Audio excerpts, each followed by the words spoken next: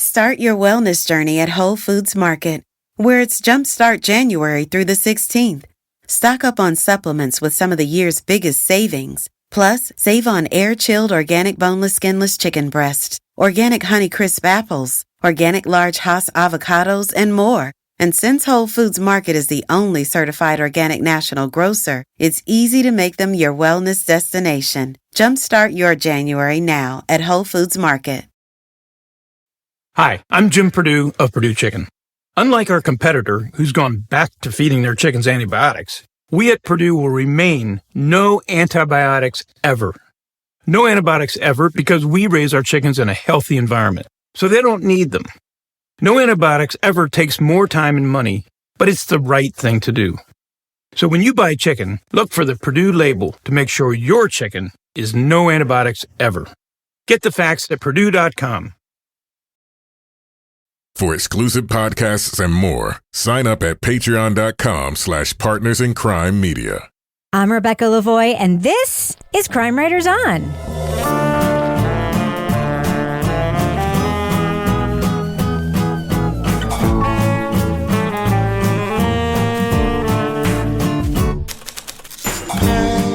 Crime Writers On is the original true crime review podcast that digs into true crime, pop culture, other podcasts.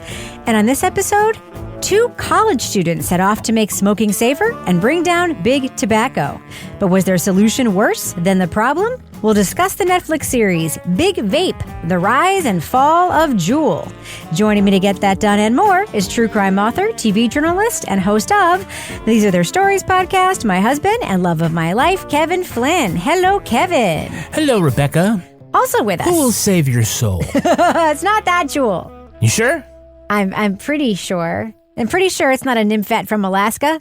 Oh, a nymphette? Yeah, she's so cute. Oh, okay, all right.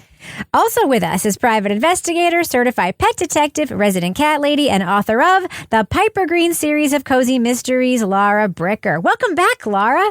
Thanks, Rebecca. I had a pumpkin butterscotch scone recently, so I'm feeling very cozy in Quaint AF Exeter. That sounds great. You know, I have always sort of eschewed and poo-pooed the whole pumpkin spice thing, never really got it. I mean, pumpkin is delicious. It is a delicious flavor. I love pumpkin desserts and so forth.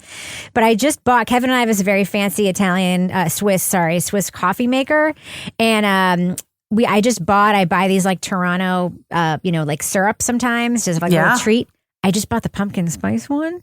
And I was like, it came, and Kevin was like, that's gross. I'm like, I know. But what if someone comes over and wants to try it? Let's just have it in the house. Which happens all the time. Just do it, Rebecca. I get a pumpkin. Oh, yeah. Laura, I've been like mainlining that shit. It is delicious. Yeah, I know. Every morning I'm like, I don't even like sweet coffee. And I'm like, it is so good. that noise, by the way, was Rebecca miming pressing the top of the pump. That's what she's doing with the coffee.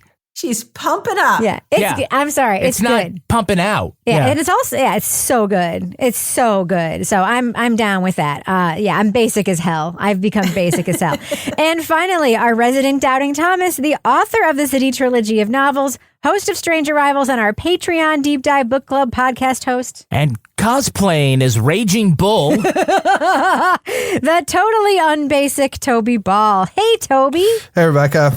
That black eye's getting better this week. Yeah, it's really improved since our last episode. Last time we Since recorded. 45 minutes ago. Hey, don't pull back the curtain that much. Oh, okay.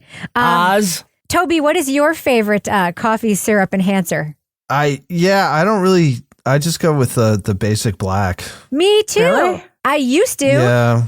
Except occasionally I would do a little half pump of like caramel or something if I was feeling like a little desserty. When I was a child, I liked hazelnut. And by child, I mean like 30. But I used to do a little hazelnut here and there. But now I just give me black coffee. Yeah. Oh God, how depressing! I like a little How almond. depressing.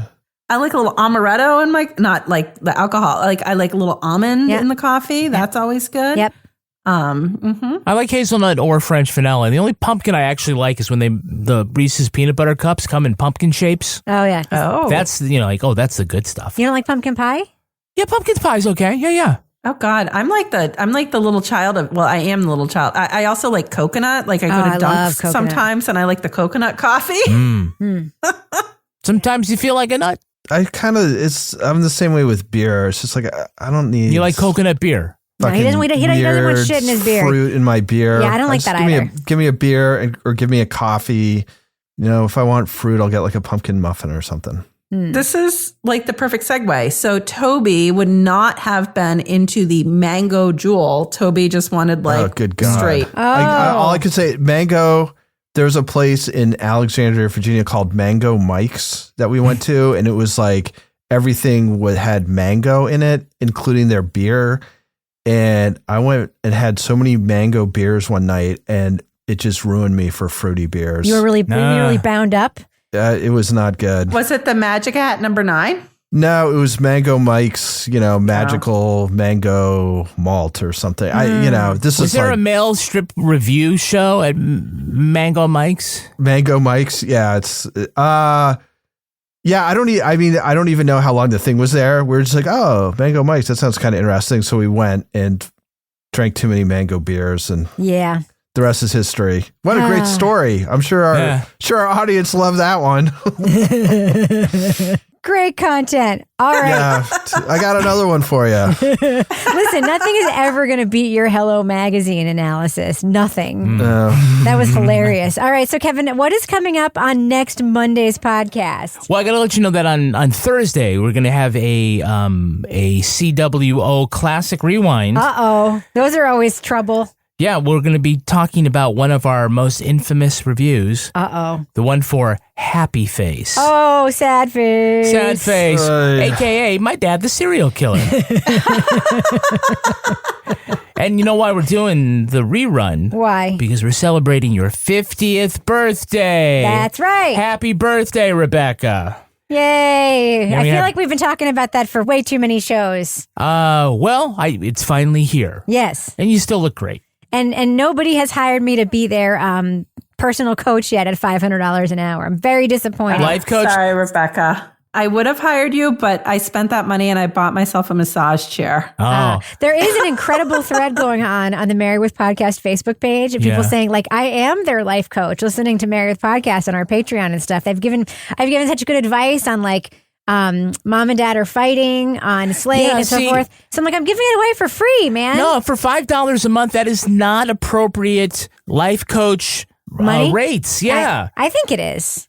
$5, you're not going to survive as a life coach on $5 a month. Yeah, but if a bunch of people do it. Yeah, that's a lot of lives to coach, though. Yeah, I can do it. Do you make them like get naked and like walk for 35 miles in scorching heat or anything? Can you do that? Really That's a life dickish. coach. I'll pay them $5 a month if I get them to do that. No, but I do give really good advice. I do. I give good advice. If you join our Patreon and write me a note, and if you're a member of our Patreon, when you have a question, I'll write you back some good advice. How about them apples? You've actually written people's online dating profiles for them, right? I know. I have written people's online. You read mine. I have edited. I made that offer. AI Lavoie here. I made that offer on this show. Yeah. If you're, and I'm telling you, if you're a member of our Patreon, I'll do anything for you. If you write to me, I'll give you advice. I'll rewrite your dating profile. I'll help you with your resume. Like, I am good at this shit. And I am at your service. I'm at your damn service. You're trying so hard. I'm not being thirsty. I enjoy doing it. And if you're doing something to help us out, I will do something to help you out. But your question was, what are we going to be talking about in upcoming shows? Week from today on Monday, we're going to be talking about this series from HBO Max. It's called Navajo Police Class 57. Ooh. And then we're going to be talking about the new podcast from Dateline. It's called Murder in Apartment 12. Ooh, Toby can't wait for that one. I love Dateline. Oh, goody. All right. I wonder if Kimberly and Katie have listened to that one yet. If you want to hear something about Dateline, the only place to go is Date with Dateline. Literally. They are so great. They're great friends of the show. I'm sure we asked them if they like this. The one time we said, what did you guys think of this Dateline podcast? And they were like, well, of course we're going to say we liked it. Which is why we haven't asked them back to comment on any Dateline podcast, because we already know what they're going to say. All right. Well, I think it's time to talk about the documentary series we're going to be talking about. So should we get that going, Kevin? Let's do it. All right. Let's go ahead and smoke that first clip right now. Leading off. James was like, can we take all of the bad stuff out and still get the stuff we like? And that's kind of where James and Adam kicked off. Grad students James Monsees and Adam Bowen envisioned a new technology, one that would give smokers like them the hit of nicotine they craved without the carcinogens of a combustible cigarette. After a decade of refining vape products, they finally achieved commercial success with Juul. I knew that it was significant when I took the first couple of puffs because the nicotine delivery was far better than anything I'd ever tried. To be honest with you, I not only got a head rush, I almost vomited. It was that strong. But instead of reaching smokers wanting to quit, Juul's biggest customer base were young people, attracted by their fruity flavors and extra pop of nicotine. Instead of being an alternative to big tobacco, the company had its own problems with regulations, parents, and public health officials. I think Juul should have asked the question, if we make the greatest e-cig in the world, is that a good idea? Is that a thing we should bring into the world? But once they decided to, a lot of what happened after that feels sort of inevitable to me. With users, experts, and former employees, Netflix's Big Vape, The Rise and Fall of Juul, chronicles the history of the controversial tobacco product. Did Juul's mission backfire, making the public health crisis it tried to mitigate only worse? Or did its financial success blind its creators to the inevitable outcomes of perfecting smokeless tobacco? Spoiler alert, we are going to be talking about plot points from Big Vape. So if you want to remain spoiler-free, go to the estimated time code in our show notes for our thumbs up or thumbs down reviews. Now, I want to start with an existential question that ended up becoming a little debate between Kevin and I when we finished watching this show. And I'm going to ask all three of you to answer this question. Mm-hmm. The founders of this company, they started at Stanford, inventing this idea. Did they have purely good intentions when they invented the idea of the smokeless cigarette? Yes or no, Laura Bricker? What do you think? I think at face value they did, but I also think they thought they were going to make money. Okay. What do you think, Toby? Yeah, I agree. I mean, I think, it's not just pure altruism, right? They want to change the world and make $1 billion. Okay, Kevin? Yeah, both things are true. You know, when you start a business, you think you're going to disrupt the marketplace. I think that they did have the intention of making the world healthier. They enjoyed smoking. They understood what was bad about it. But were they starting a nonprofit? No, they were not doing that. It was a business.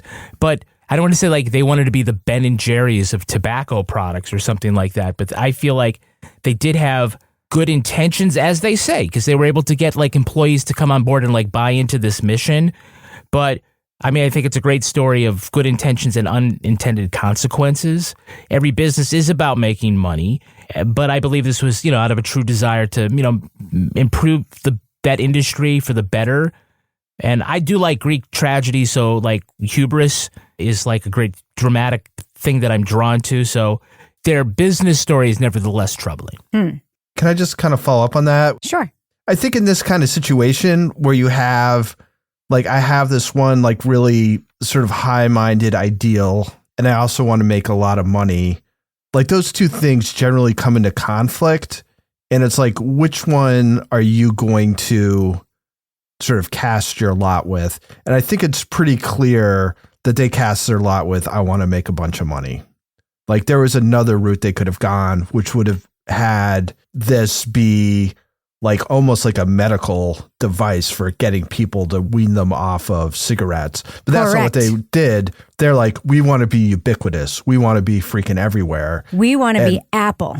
Yeah. My initial answer was probably too kind in that I think having this high-minded idea is a good way of selling and rationalizing the fact that you are going to be providing an addicting product to a whole bunch of people. And what you're basically saying is, well, it's not going to kill you as quickly as cigarettes. You're not going to get lung cancer from this.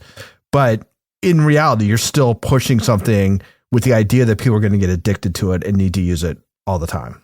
Correct. So here's my take, and then we can move on. People who are in this program in Stanford, this program that lots and lots of tech entrepreneurs have come out of, they go into these design thinking projects, and the outcome that is desired is, what can I invent that will be a successful disruptor in a market that will be a successful moneymaker? That is the desired outcome. That is what design thinking is all about. And they looked at this marketplace and all the things that were for sale. And what is one of the biggest things you can disrupt is this huge money-making tobacco industry. They see the lock the tobacco industry has, and they see that the tobacco industry has a product that is addictive. And they're like, oh, if we can disrupt that, kind of the way Warby Parker disrupted the lock that opticians have on jacking people when they sell these expensive-ass glasses at scale, that is fucking huge. And so that was the first thought that came to these design thinkers, I believe, and not how many lives can we save. Because if it was how many lives we could save, they'd be like going the pharma or research route, not the design thinking route. That's my opinion, and I think I think it's fair to disagree on that. But that's what I see and hear when I see and hear things like, we want to be the Apple of X. We want it to look like the cool thing of X, because that's where it starts. And I think when it starts there, you're going to end up with a marketing campaign like the one they got. Like, Laura, what did you think of this marketing campaign for Juul when you first at the party? Designed. No, that was stupid. Yeah. That was stupid. Yeah, exactly, Rebecca. And I'm going to lead into that by saying, like, the question is whether like venture capital and big technology should be in charge of addressing a public health issue. And when those people are always looking for return on their investments, no. Which leads to the marketing campaign, which they model after mostly past marketing campaigns for cigarette companies. They acknowledge was put together in like a month or like a little bit more than a month, which wasn't perhaps a good idea. And the sort of major component of that was making this attractive to young people. So we see like glamorous young people, sophisticated young people, making it look cool. They're giving out free products. They're having like these like sampling bars. And then they're like involving influencers, social media influencers, who are then getting these free samples and promoting it on social media. And they're all like sitting around the pool and like, look at us. We are so with our like iPhone Juuls, basically. And when you look at it now, you're like, who the fuck came up with that? At the time, you can see how they came up with it. In hindsight, everybody's like, that was a fucking horrible idea. Horrible idea. So, yeah.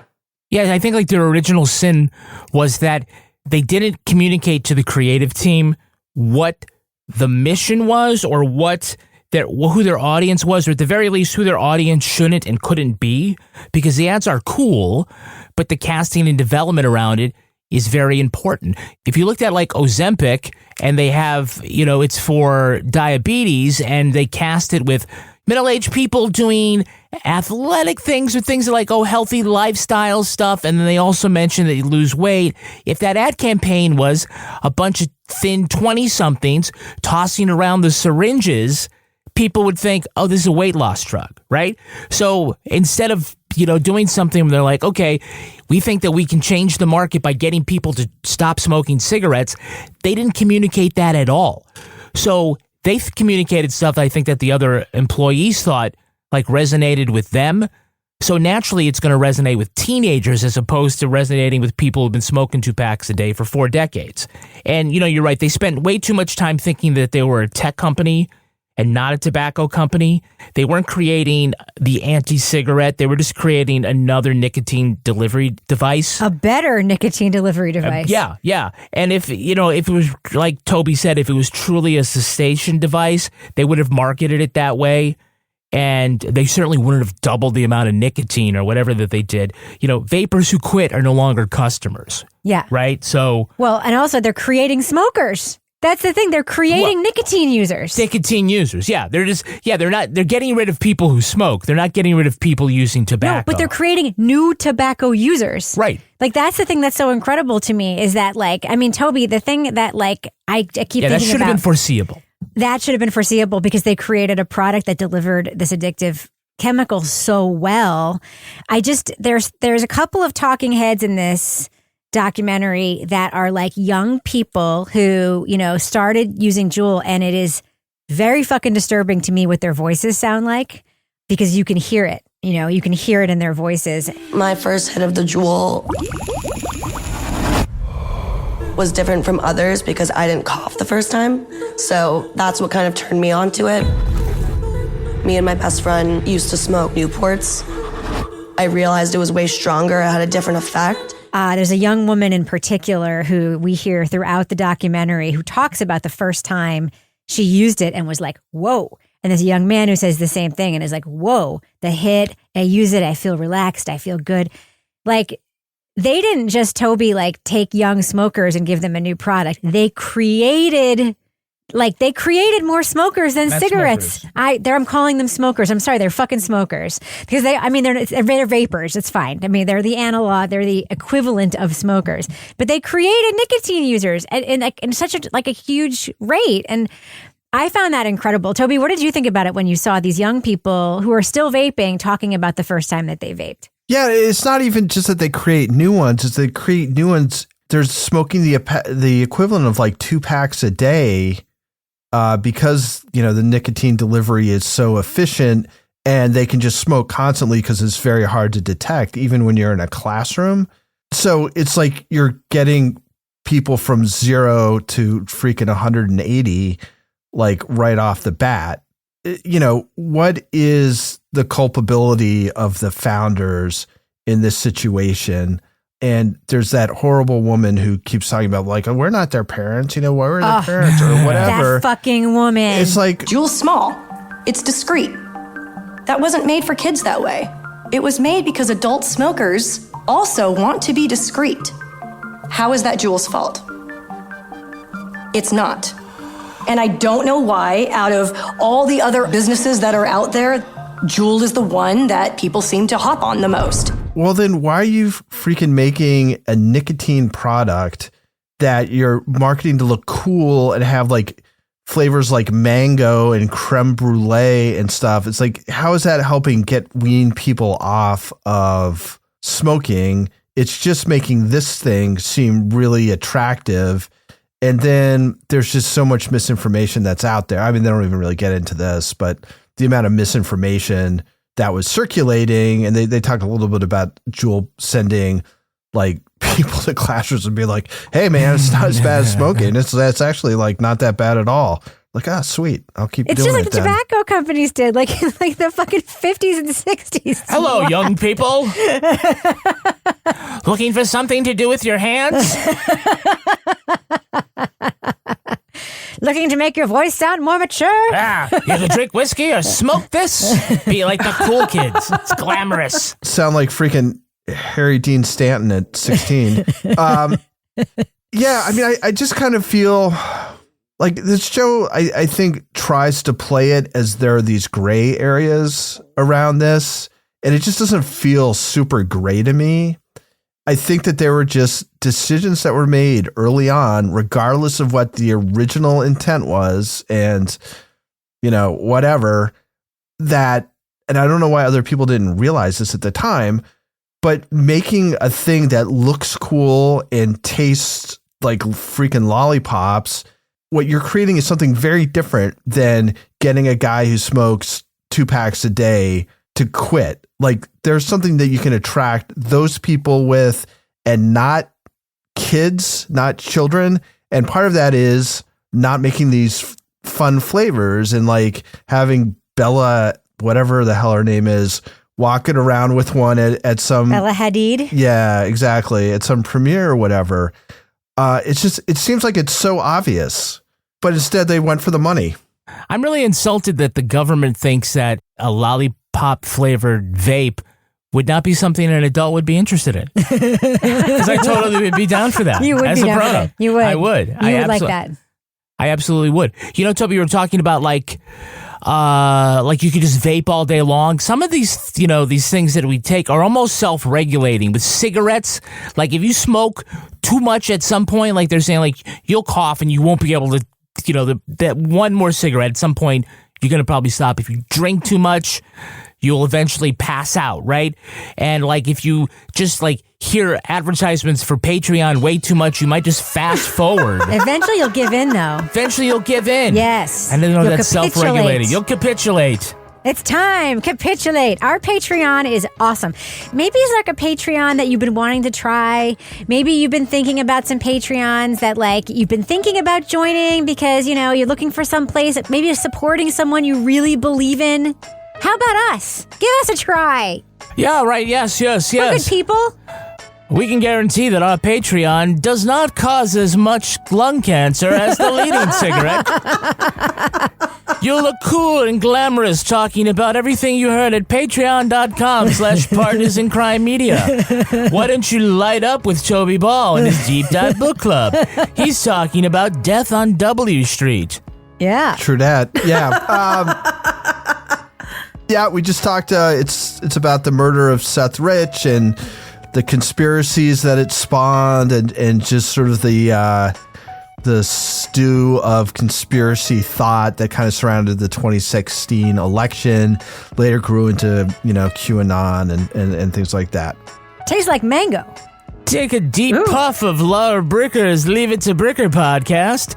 This time Laura lights up talking about goats and poison ivy. Goats and poison ivy, and on tap. If you are thinking of committing a crime and you want to know what are my rights, how does this play out for me legally, I have one of my defense attorney friends on tap to answer your legal questions in the November Leave It to Bricker. So if you go in the Bricker Scale group, I've put a post up. You can put your questions up there. So we've got goats, we've got crime, we've got a lot going on. Whether you like to light up a cigarette or have a deep vape after making love, do not listen to Married with Podcast, because on that episode, Rebecca and I answer a question from a woman who says she's tired of having sex. Yes. Or does she just not want to have sex? She wants to have sex, but she's not feeling it. She's not feeling it, right? Yeah. Yeah, and like it's like so we need to slowly heat up her. Get the vapors going for her. What? She's fucking normal. Is what she is. She's normal as hell. So anyway. Take a good deep drag on everything you can get at patreon.com/partners in crime media. All right. Listen, Kevin, before we end the business section, do we have any Patreon patron saints of the week this week? Our Patreon patron saints are Eileen Moffitt and Ralph Casadena. Bless you. Eileen, Ralph, I'm really, really excited for you that you got to be a part of this Patreon pitch and hear your names read by Mr. Old Timey Radio Cigarette Chiller here. Kevin, is there anything else? Lucky Strike is the toasted cigarette. It's a toasted cigarette. Does that end the business section? Thus ends the business section. By the way, Rebecca, you've come a long way, baby. I'm going to go ahead and fade that music out right now. At Staples Business Advantage, our team of experts can help you find the breakroom products to satisfy everyone's preferences, while AI can suggest popular items, monitor stock levels, optimize pricing, and automate reordering. AI can do a lot of things. But I can never know the taste of a truly great cup of coffee. Sigh. But you also can't get hangry. This is true. Let Staples Business Advantage use today's latest innovations, plus our team's experience, to make stocking your team's breakroom easier for you. Sign up today and save 20%. Staples Business Advantage. Business is human. Hi, I'm Jim Purdue of Purdue Chicken. Unlike our competitor, who's gone back to feeding their chickens antibiotics, we at Purdue will remain no antibiotics ever. No antibiotics ever because we raise our chickens in a healthy environment, so they don't need them. No antibiotics ever takes more time and money, but it's the right thing to do. So when you buy chicken, look for the Purdue label to make sure your chicken is no antibiotics ever.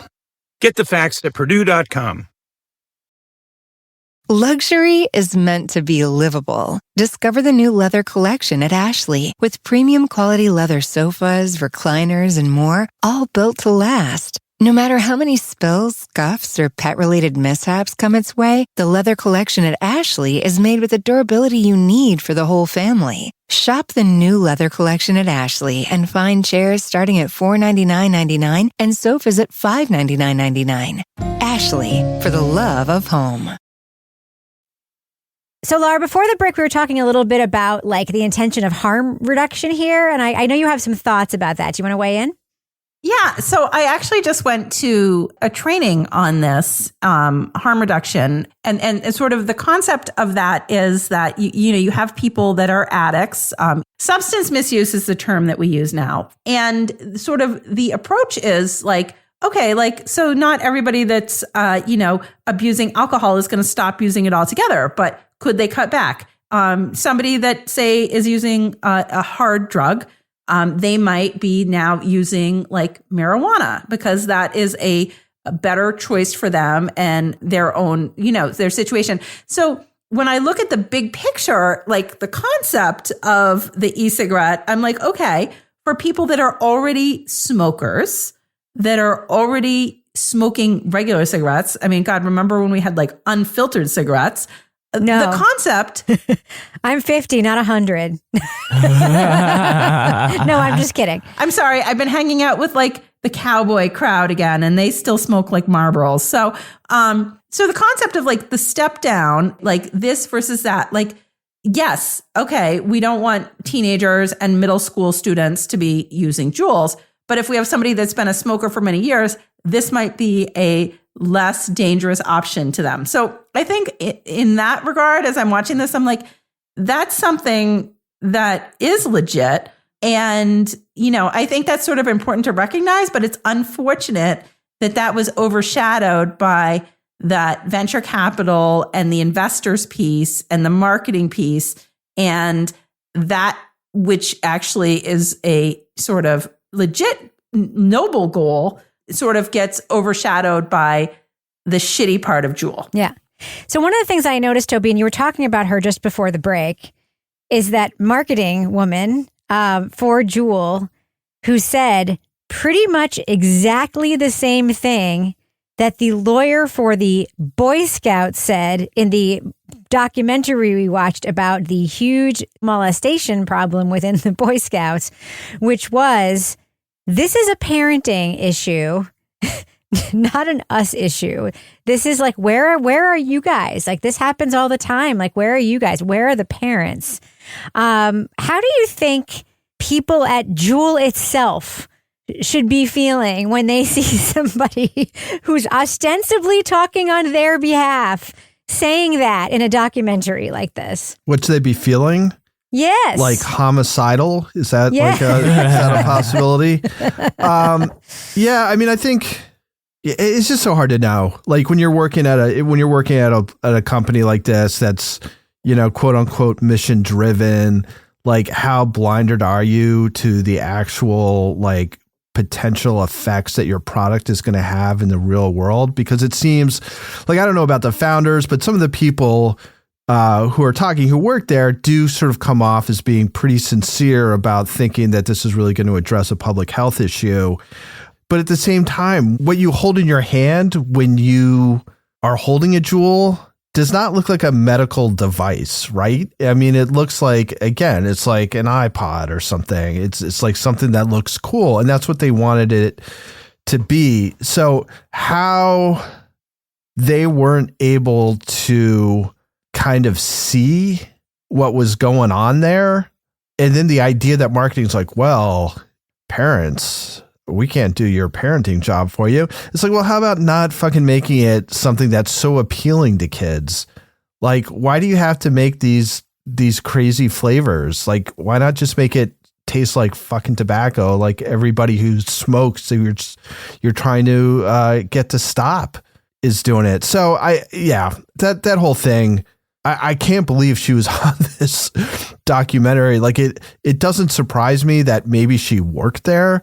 But the idea that she went on this documentary and nobody's like, how about just like cutting the like blaming the parents thing for this? Like, that's just not going to go well. And it's so 1980s. She just goes right for it, man. Yeah. So, Kevin, one of the things that struck me was after Juul is purchased by tobacco company, right? Yeah. The tobacco parent company. Twice. The employees who worked there were talking about like going to a party and being like so embarrassed that they like worked for Juul now. Like they were ashamed. Yeah. And it was like not even before that, right? I mean, because they just get like, bad I didn't want press. people to know that I worked there. Like being associated with something dirty, when a lot of them, no, I will say, as much as I don't think the founders, and I think that I'm probably the most cynical about of the group, about the founders themselves. I think a lot of the employees were less, were more altruistic. Obviously, they didn't have becoming billionaires as potential, as much potential for them to become billionaires as the founders. But they were embarrassed to be working for this company. It got that way. I mean, you guys are right that they do come across as having been very sincere. We don't know what was in the heart of the two founders. We've all speculated at the beginning of this review what that was all about. But I mean, I think we got to take the people who are working in the office who did speak, about how they felt. They certainly thought they were getting in on the ground floor of something good, and that they seemed to be the ones, they were the real bellwethers here about this is starting to list and we're going the wrong way. And talk about the ultimate shit sandwich. Let's have an all staff meeting and you're going to find out everyone's getting $1 million. Not everyone. And well, you think that for everyone's going to get $1 million. Hooray. Because we just sold to Philip Morris. What? So yeah, I mean, I think that those folks, I mean, you could see it. I feel like they're sincere about what they thought they were getting into and expressing their misgivings. Some are still, I guess, fans of Juul as a company, and some are, really disillusioned by what happened. But I think this overall, that this documentary, it felt a little more balanced than the Vaping Fix, which was the Wondery podcast that we listened to. It certainly was more sympathetic to the plight of Juul. I think it gave sort of equal time to both sides here somewhat, but I don't think it pulled the punches on Juul. Although, last thing I want to talk about is that the whole thing about the kids getting sick from vaping. As soon as I heard that 5 kids from the same area all went to the hospital sick from vaping, I'm like, well, that's something wrong with the product near them, right? That's not you're going to sell millions and millions of Juuls, but 5 people in the same town are the ones that are going to get sick. It has nothing to do with the Juul. It has something to do with somebody tampered with it. And that ended up being the case. Vitamin E oil looks just like THC. You could get it right at the drugstore. You could take empty, old, discarded cartridges and fill them with vitamin E oil and say that they're THC. It had nothing to do with Juul. People were manipulating the empty Juul cartridges and putting THC in it. And then not even THC, but this, vitamin E? Yeah. It's a good point that the press didn't pick up on not the correction, but the fact that, okay, there may be dangers to vaping. This was not one of them.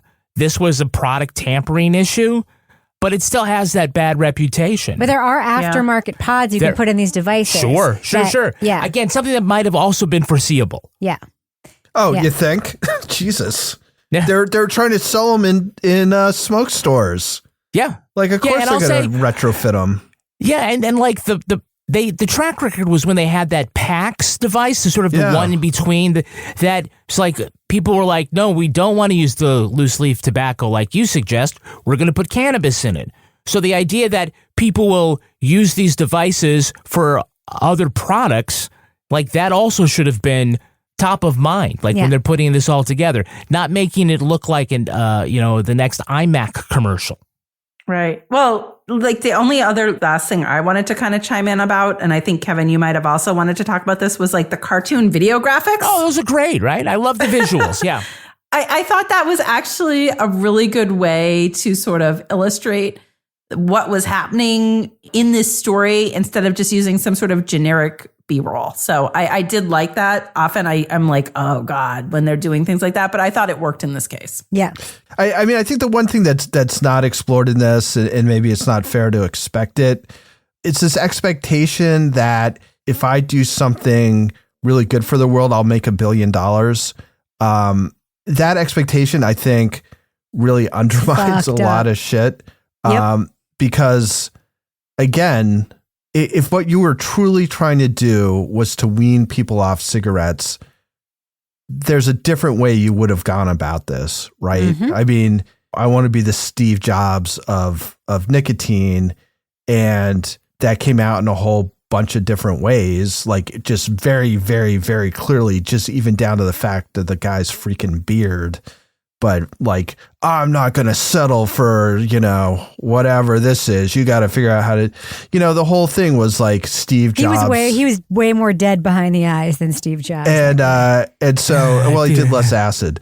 Yeah. So I think this idea that this huge amount of money has to be attached to these things, when I think if you're really trying to get people to cease smoking, you're probably doling these things out through pharmacies, right? And you're trying to get it so it can be covered by health insurance and all this stuff. And you're not going to make $1 billion. I mean, you'll probably make a really nice chunk of change, but the way it's marketed, the way it's distributed, all that stuff becomes very different. It becomes like a therapy rather than a product. And it doesn't seem like they gave that any thought. So this is like, and I'll just end on this note.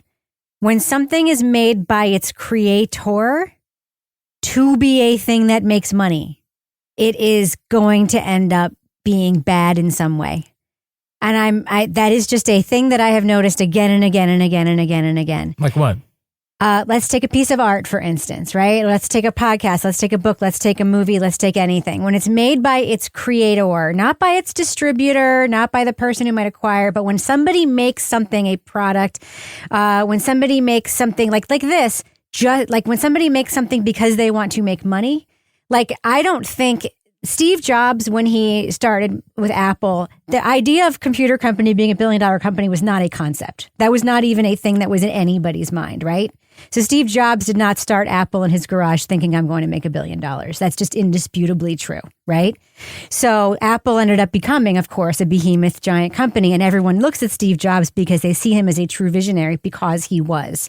So there are 1 million people behind Steve Jobs who are like, I want to be the billionaire, not I want to be a visionary who makes something that changes the world. That's the language they use, but they actually want to be the billionaire, right? If somebody makes a piece of art that is designed to make money, let's say it has a profit, model in it. They're like gonna a movie? Yeah. Or like NFTs. Yeah. They're going to cut corners, and those corners very often have human costs. It's not like somebody is making something that then somebody sees value in and they want to elevate it and it ends up making money. There's two different ways that things become successful and juggernauts. Like I think about the scientists who make pharmaceuticals and who make really effective drugs. Those scientists did not go to college to become chemists to become billionaires, right? The drug companies are the ones that are sort of like making the money off of the backs of those people. The scientists themselves did not go into that work because they thought they would individually become billionaires.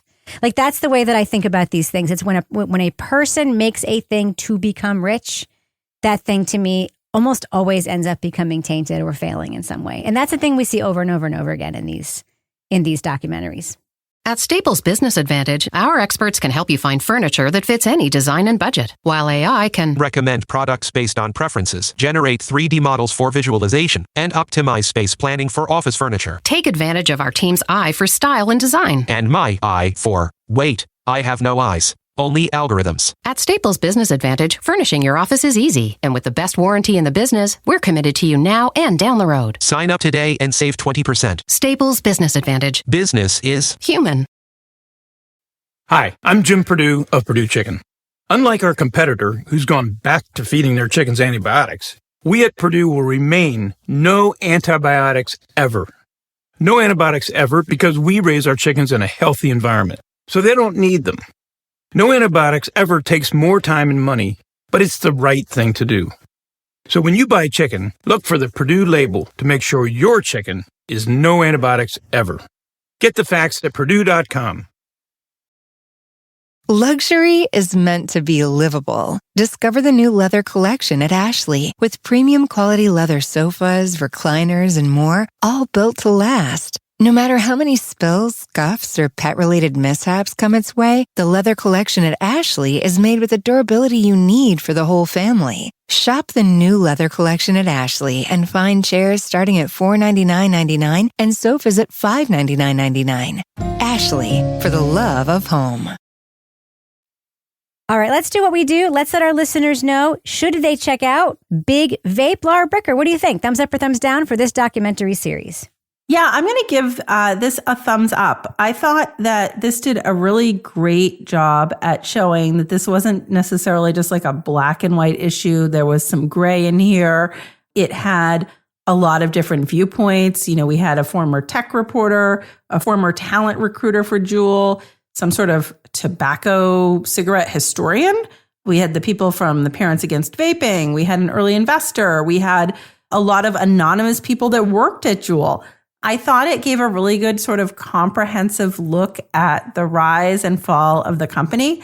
The only thing that I wish there had been a little bit more of at the end, sort of as that sort of wrap up part, was for me, who's not super, and I hate to admit this, but like somebody who's not like well versed in the vaping world, I would like to know, like, people still are vaping. Like, you can still go to the store and buy something and vape. So how does Juul fit into that picture? I was hoping for sort of like a little bit more of a context at the end.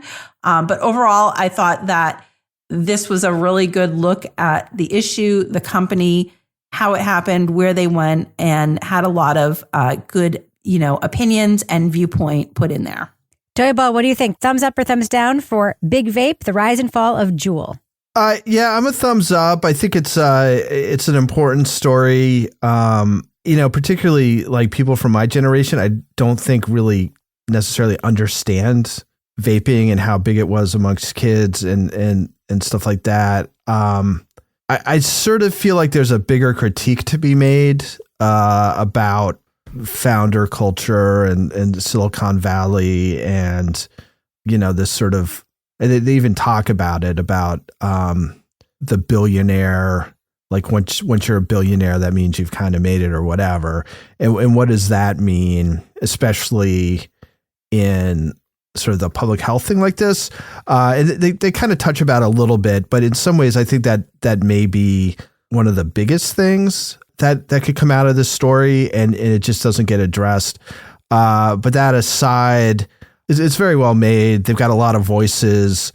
I guess you can kind of draw your own conclusions about how gray some of the stuff is. I think they let some people kind of, they give them just enough rope, and they kind of talk themselves into being heels. So anyway, yeah, it's a thumbs up. It was good. I didn't have any major critiques other than I think it was, it could have been more aggressive on sort of like bigger picture issues than it was. Kevin Flynn. I'm going thumbs up. I think it ends up being a really interesting story when you look at, I could say, if you don't believe it all, the origin story, if you think that all the people who were there talking about Stanford and what their intentions were, if you don't believe any of them, you think they're lying or whatever, and you think that this is just a company that started with just trying to make money, this would not be an interesting story. It'd be like any other business, and each chapter would be about the next way that they try to maximize profits. It ends up being a really interesting story in real life because they did want to start by, slaying a dragon, and at the end they became the dragon. And it's, it'd be a really interesting story if it were about a person. And here, the hero / anti-hero ends up being a company. And the things that they did, you might argue that they might have, just made the problem worse. They did not set out to stop people from smoking. I guess they wanted to change them from smoking cigarettes to vaping a different tobacco product. So they weren't trying to change the world so much as they were trying to change people's behaviors to something maybe not as unhealthy, but also make a lot of money in the process. Anyway, I feel that the story itself was pretty well told, fairly balanced, made me think. And I think it's, we are still in the middle of this history being written, but this is, a very good first installment on the corporate history of Juul. Yeah, I'm thumbs up too. I disagree with you, Kevin, because I was really cynical about the founders, and I think it's an interesting story because there are people in the documentary who say, like, this thing helped me. And I think that that's, somewhat interesting to hear because I have, my own take on it. And I just want to be clear, by the way, I do not blame people who vape at all. Like, I do want to say to them, like, hey, I wish you would stop that after watching this, because I know that. I mean, I knew it was really bad for you, but now I especially know how bad. It might be harder than cigarettes, apparently. Yeah. And now I especially know how bad for you it is. I just want to reach out and give you a hug and say, you should maybe stop that. Anyway, I do have one, this is a thumbs up, but I do have one sort of big media criticism of this. They are over-reliant on one of the talking heads who is just a really bad talking head.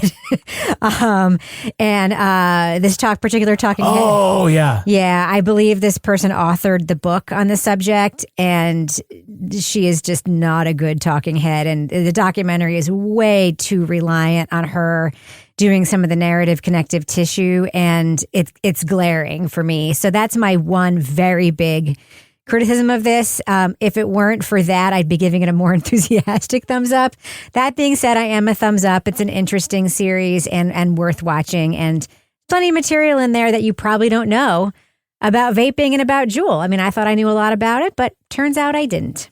Now it's time for my favorite part of the podcast, a little something I like to call the Crime of the Week. The owners of a gas station on Vancouver Island in British Columbia reported an unusual shoplifting incident. A black bear walked into the Tipton gas bar before dawn. He sniffed around before picking an appropriate snack. The bear took some gummy bears. The owner watched the whole thing while drinking a cup of coffee behind the counter. The animal then took the package of gummy bears and ate them in the parking lot like a freaking boss. Wildlife officials say the drought has made it hard for the bears to scavenge for food, so they wander closer and closer to humans and their convenience stores. There was no property damage, and the bag of gummy bears only cost 70 cents. But the owners have learned an important lesson about leaving the door closed. So panel, who knew bears liked gummy bears? Who will break into this gas station next? Laura Bricker, what do you think? Toby Ball looks like he's already broken into this gas station, so that's my answer. What do you think, Toby? Who is next to break into this gas station? The salmon are spawning, Rebecca, and they want some Swedish fish. What do you think, Kevin? Mango Mike is going into the produce section. Oh, very, very good. All right, that's going to do it for us. But before we go, Laura Bricker, I have to ask, do we have a cat of the week this week? We do have a cat of the week this week. It comes to us from Jennifer Little McCord, one of our regular contributors in our Facebook discussion group. And it is a picture of a black cat and a raccoon. And they are out having a little snack next to a sign that says, "Stop the Kill, Bibb County Coroner's Office." Wow. They're clearly eating outside. And the "Stop the Kill" has like fake blood like running down from the letters on the sign.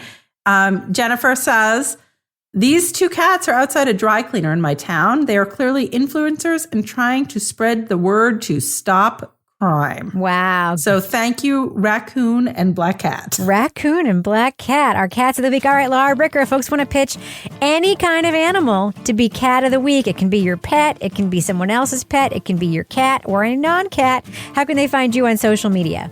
It can be Kevin Flynn, who is like the pet of the week in the Facebook jail. That's right. You can find me at Laura Bricker on Twitter. Of course, you can also email us at crimewriterson@gmail.com. Toby Ball, how can you be found on social media? At Toby Ball NH and whatever they're calling Twitter these days. What about you, Kevin Flynn? I can't be found. I'm on a social media break. I mean, an involuntary social media break, but I'll eventually get back. Yeah, but you're on other platforms, right? Whatever. I'm at Kevin P. Flynn. If you want to follow me everywhere, you can find me at Reb Lavoie. I tweet a lot, and I also post photos of our dogs frequently on Instagram. You can also follow the show everywhere at Crime Writers On. We're also on YouTube, by the way. And I encourage you truly to join our incredible community and our official Crime Writers On Facebook discussion group. Just look for us on Facebook when you find our page. There's a pin post there to join the group. We'll let you in, and you will love it, I promise. It's a great freaking group. Get episodes early and ad-free at patreon.com/Partners in Crime Media. You'll also get the Crime Writers On After Show, Married with Podcast, Laura Bricker's Leave It to Bricker podcast, and Toby Ball's Deep Dive Book Club podcasts. Our theme song was composed and performed by Ty Gibbons. Our line editor is the incredible Livy Burdett.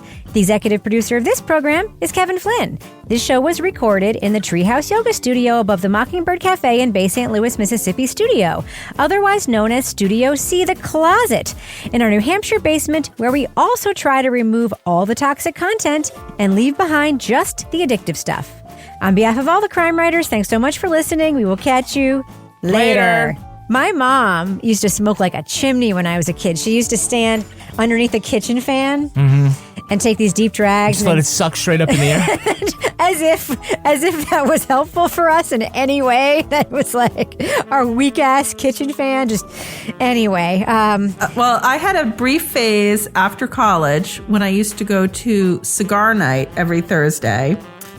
With all of the area media. It was like the place to be, where I decided I was going to start smoking cigarettes when I was out having cocktails after work. And then one night, I don't know what came over me. I just kept smoking cigarettes and smoking more cigarettes. And my editor said, Laura Bricker, I didn't know you liked cigarettes. And I said, I love cigarettes. And I was like, I love cigarettes. And I got sicker than I have ever been in my life. Yeah. Throwing up. I can't even look at a cigarette. So I was cured. So I did not need mango or mint or creme brulee. But I want to say, Rebecca, real quick, I want to say one of the...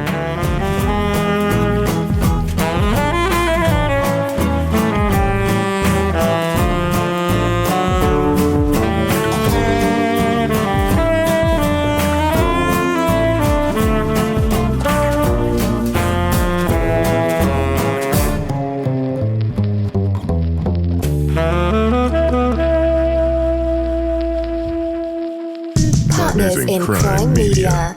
At Staples Business Advantage, nothing can top the smarts and instincts of the thousands of experts on our team. While AI excels at processing data, automating tasks, and providing insights for better decision-making. And when they're used together, they're far more powerful than either is alone. Whoa. I've never felt more alive. Let Staples Business Advantage use today's latest innovations, plus our team's experience, to make business easier for you. Sign up today and save 20%. Staples Business Advantage. Business is human.